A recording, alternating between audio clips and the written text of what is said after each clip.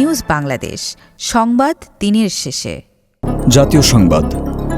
ছিনতাই রোধে পুলিশের 3টি বিশেষায়িত ইউনিট শীঘ্রই মাঠে নামছে বলে জানিয়েছেন বাংলাদেশ পুলিশের আইজিপি বাহারুল আলম। আজ সকালে রাজশাহীর প্রাইমারি ট্রেনিং সেন্টারে দেশের পরিবর্তিত পরিস্থিতিতে মানবাধিকার ও পরিবেশের উপর গুরুত্বসহ আইন প্রয়োগ বিষয়ক কর্মশালা যোগ দেওয়ার আগে গণমাধ্যম কর্মীদের প্রশ্নের জবাবে একথা জানান তিনি।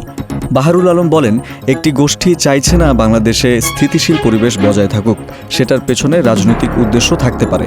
একটি গোষ্ঠী চেষ্টা করছে যেভাবে হোক দেশে অস্থিতিশীল পরিবেশ সৃষ্টি করতে। তবে বর্তমান সরকার মানবাধিকারের উপর সর্বোচ্চ গুরুত্ব আরোপ করে আইনশৃঙ্খলা পরিস্থিতি নিয়ন্ত্রণে কাজ করছে। দেশ পরিচালনায় কিছু ক্ষেত্রে ব্যর্থতা থাকলেও পরিস্থিতি উত্তরণে আন্তরিকতার ঘাটতি নেই বলে জানিয়েছেন আইন উপদেষ্টা ডক্টর আসিফ নজরুল। আজ রাজশাহীর পিটিআই-এর সম্মেলন কক্ষে দেশের পরিবর্তিত পরিস্থিতিতে মানবাধিকার ও পরিবেশের উপর গুরুত্বসহ আইন প্রয়োগ বিষয়ক কর্মশালায় একথা বলেন তিনি। আসিফ নজরুল বলেন, নতুন বাংলাদেশে কয়েকটি ধ্বংসপ্রাপ্ত প্রতিষ্ঠান নিয়ে কাজ করছে সরকার। এর মধ্যে উল্লেখযোগ্য পুলিশ বাহিনী। নিয়োগ থেকে শুরু করে বাহিনীটির সর্বক্ষেত্রেই ভঙ্গুরতা পরিলক্ষিত। রাষ্ট্র পরিচালনায় বেশ কিছু জায়গায় ব্যর্থতা থাকলেও তা উত্তরণে আন্তরিকভাবে কাজ করে যাচ্ছে সরকার। সাবেক পুলিশ মহাপরিদর্শক চৌধুরী আবদুল্লাহ মামুন সহ 103 পুলিশ কর্মকর্তার বিপিএম, পিপিএম পদক প্রত্যাহার করা হয়েছে। রাষ্ট্রপতির আদেশক্রমে স্বরাষ্ট্র মন্ত্রণালয়ের জননিরাপত্তা বিভাগের সিনিয়র সহকারী সচিব তৌসিফ আহমেদের সই করা এক প্রজ্ঞাপনে এই আদেশ জারি করা হয়েছে।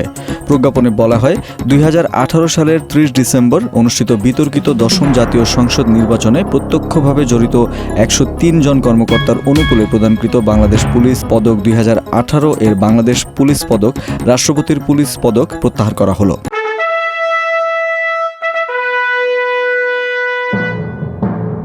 রাজনীতি সংবাদ। দেশের স্বার্থে আবার সবাইকে ঐক্যবদ্ধ হওয়ার আহ্বান জানিয়েছেন বাংলাদেশ জাতীয়তাবাদী দল বিএনপির মহাসচিব মির্জা ফখরুল ইসলাম আলমগীর। আজ সামাজিক মাধ্যম ফেসবুকে নিজের ভেরিফাইড পেজে এক পোস্টে আহ্বান জানান তিনি। ফেসবুক পোস্টে বিএনপি মহাসচিব লেখেন, আমরা আমাদের সম্মানিত ডক্টর মোহাম্মদ ইউনূসের নেতৃত্বে অন্তর্বর্তী সরকারের প্রতি শতভাগ সমর্থন দিয়ে আসছি। আমরা ক্ষতিগ্রস্ত প্রতিষ্ঠানের সংস্কার চাই, কিন্তু এই সংস্কারটি জনগণের প্রতিনিধি দ্বারা বাস্তবায়িত হতে হবে, যারা মানুষের পালস বুঝে। আন্তর্জাতিক সংবাদ।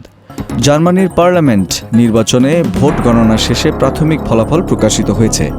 সিডিইউ এবং সিএসইউ পেয়েছেন 28.5% ভোট। জার্মান সংবাদ সংস্থা ডয়েচে ভেলে এর এক প্রতিবেদন থেকে এ তথ্য জানা গেছে। প্রতিবেদনে বলা হয়েছে, বুথ ফেরত সমীক্ষার ফলাফলেও এমন ইঙ্গিত দেওয়া হয়েছিল। বিপুল পরিমাণ ভোট কমেছে চ্যান্সেলর ওলাফ সলৎসের দল এসপিডির। প্রায় 9% ভোট কমে তারা পেয়েছে 16.4% ভোট। দ্বিতীয় জায়গায় আছে অতি দক্ষিণপন্থী দল এএফডি, তারা পেয়েছেন 20.8% ভোট। তথ্য প্রযুক্তির সংবাদ। অ্যান্ড্রয়েড ব্যবহারকারীদের কাছে জনপ্রিয় গুগল সার্কেল টু সার্চ। এটি ব্যবহার করে সহজেই ছবি বা ভিডিওতে থাকা নির্দিষ্ট পণ্যের বিষয়ে অনলাইন থেকে তথ্য খোঁজা যায়। এবার আইওএস অপারেটিং সিস্টেমে চলা আইফোন ব্যবহারকারীদের জন্য সার্কেল টু সার্চ সুবিধার আদলে search screen with Google lens সুবিধা চালু করেছে টেক জায়ান্ট গুগল।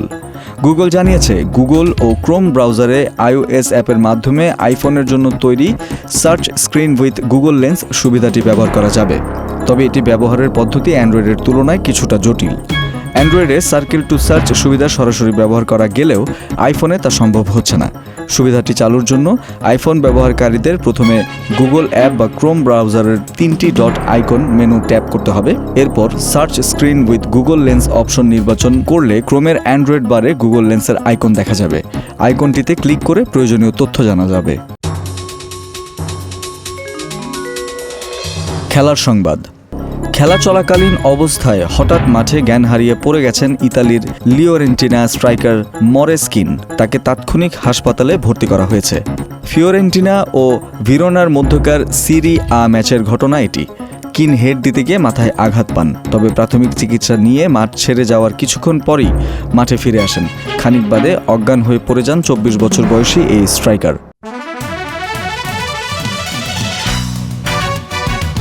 সংস্কৃতি বিনোদন। ভিকি কৌশলের ছাবা সিনেমাটি ভারত জুড়ে সাড়া ফেলেছে। কয়েকদিন আগে অখিল ভারতীয় মারাঠি সাহিত্য সম্মেলনে যোগ দিয়ে ভিকি কৌশলের পিঠ চাপড়ে দিয়েছেন ভারতের প্রধানমন্ত্রী নরেন্দ্র মোদী।